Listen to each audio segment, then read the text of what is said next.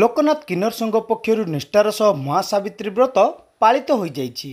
ସହରର ଆନନ୍ଦ ବଜାର ସ୍ଥିତ ଶ୍ରୀ ଲୋକନାଥ ମନ୍ଦିରରେ ପୂଜାର୍ଚ୍ଚନା ସହ ବ୍ରତଧାରୀ କିନ୍ନରମାନେ ସାବିତ୍ରୀ ବ୍ରତ ପାଳନ କରିଥିଲେ।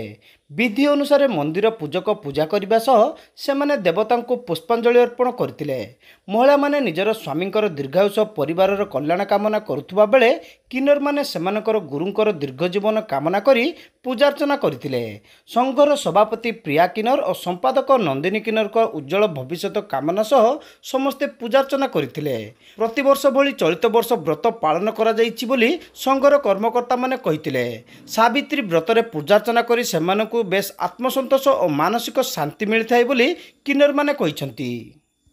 ओडावासी को नमस्कार कर जनाऊँगी मु ओम लोकनाथ किन्नर संघ तरफ नंदिनी किन्नर बालेश्वर कहूँ। आज को पवित्र सावित्री अमावास्या समस्त को हार्दिक अभिनंदन शुभकामना जनाऊँ।